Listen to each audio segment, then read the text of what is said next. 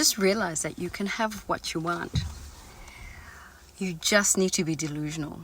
And I'm going to share with you how in this video. I want to start off by saying that this is not a commentary on mental illness or on people with diagnosed psychiatric conditions. I first learned about the concept of quantum entanglement when I read Dr. Joe Dispenza's book, Breaking the Habit of Being Yourself. I'll leave a link to that book below. So quantum entanglement is a phenomena where two or more particles become linked in such a way that they share the same fate regardless of the distance that's separating them.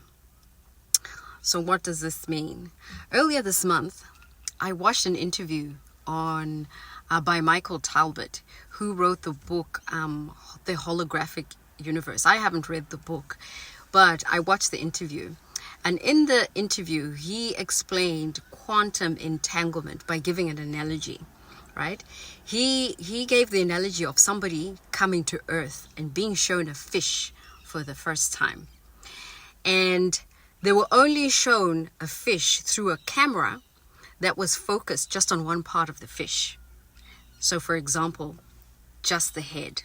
And somebody else comes to Earth and they are shown the same fish, but they are shown this fish from a camera that's focused on the different part of the fish. So it's the same fish, but seen from different angles. So the second person gets shown the body of the fish, right? So I'll draw this for you, just so you can understand what I understood from the interview. So this is my fish here.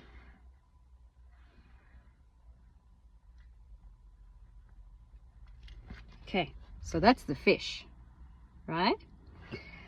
And then somebody comes to Earth and they're shown, this is a camera.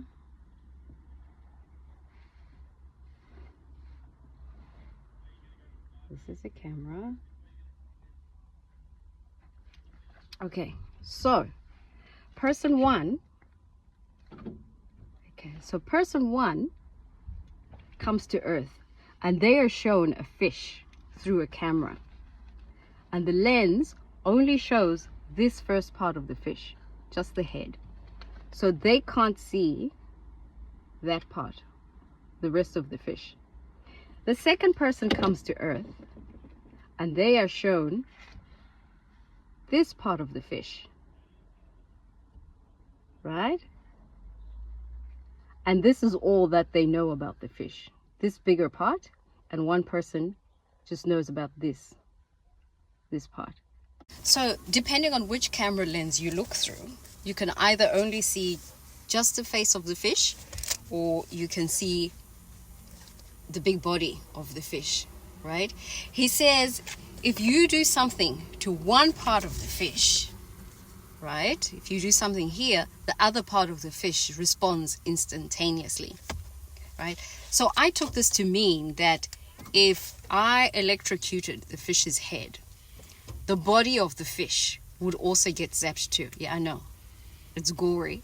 But the visualization really helped me to understand what I'm about to share.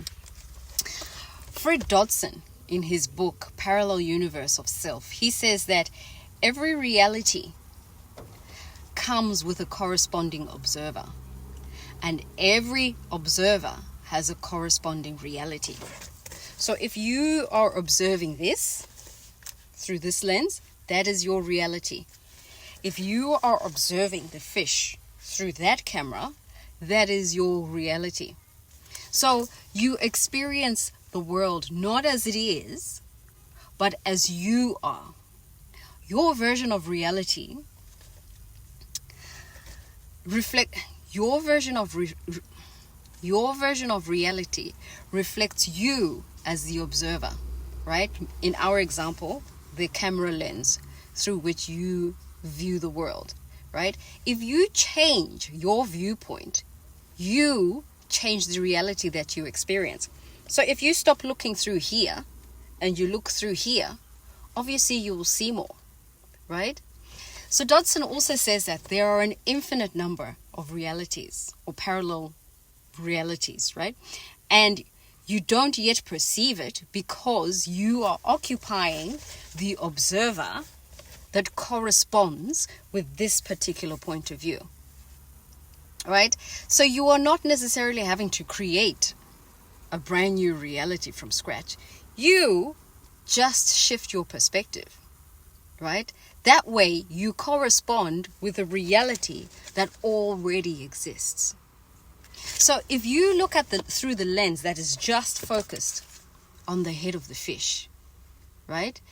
That, I think, is synonymous with having a smaller measure of life, lack, limitation, low self-esteem. How can it not, right? Because that's the lens through which you are seeing the world. While if you view the lens that's focused on the body of the fish, right, that means a fuller measure of life. One person thinks that the fish is only made up of the face, life. They think that this is life, right? While the other person thinks, oh no, this is life. So both of them, what each of them concludes just depends on which point of view or which perspective, or with our example, which camera lens they choose.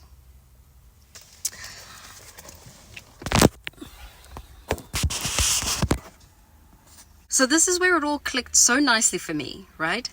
The illusion is that there are two separate fish, right? When in fact, it's just one fish. You are the fish. You are the one. You are Neo from the Matrix. You should see my last video that I did. I'll link to it below, where I was talking about concepts from Matrix, the movie, right? The life you are experiencing depends on the camera lens through which you are viewing life. So for me, this means I no longer have to act as if. I am that. I can just embody the person I want to be by just changing my perspective. This is why Bashar says, the illusion is that you can't. Acting as if has always felt slightly off, right? That's because it hasn't felt like me. Here. I can't feel like the big fish because I'm just looking through here, right? And what I now know for sure is the importance of feelings. Neville Goddard, in his book, The Feeling is the Secret, he explains this quite well, right? He says, sensation always precedes manifestation. You can't feel like this if you are looking through here, right? In his book, he says, how would it feel to be the person I desired to be, right? How would it feel to have the things that I desire to have? And then he encourages us to just assume the feeling, right? Because once you change your concept of self, your life changes.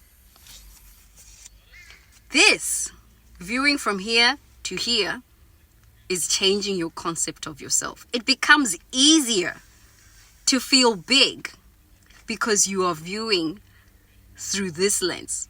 He says in his book, how would it feel to be the person that I desire to be? How would it feel to have the things that I desire to have? Then he encourages us to assume the feeling, right? Because once you change your concept of self, your life changes. This is what he was talking about. If you change your concept of self and just start looking through here, your life changes. Neville also talks about how we need to cast our nets out into deeper waters in order to catch big fish. You cast your net into deeper waters by looking through the lens that shows you the bigger part of the fish. Otherwise, it becomes really hard to dare to assume that you are anything other than what you can see and feel, right? Because you keep looking through the same limited perspective, right? Now I know why mirror work never made sense to me, because I kept looking through the camera that shows a limited version of myself. Neville Goddard wrote his book close to 100 years ago, I think. But now in 2025, we now know about things like quantum mechanics, holograms, vibrations, frequencies. So it's a lot easier to apply what Neville Goddard was teaching. The ancients also taught us to pray by saying, it's already done. It's already so. Now I understand why, right? Let's look at the structure of the word delusion. In the English language, the words de are a prefix. And a prefix is a group of letters that you have at the beginning of a word, right? To modify its meaning. So the prefix de in front of a word, right, indicates removal or a reversal or a separation. So for example, to detach means to remove an attachment, to take apart. To defrost means to remove frost. Devalue means to reduce value or to remove value. Delusion means to remove from the illusion. Remove what? Your attachment. How do you detach? With your attention. Stop looking through the lens that shows you a limited perspective. Stop paying attention to this. So that's why we need to be delusional. Separate yourself from the illusion that you are not. You are the whole fish. So this is going to be my permission slip to be delusional. Delulu is truly the Solulu. So let's be delusional, my friends, right?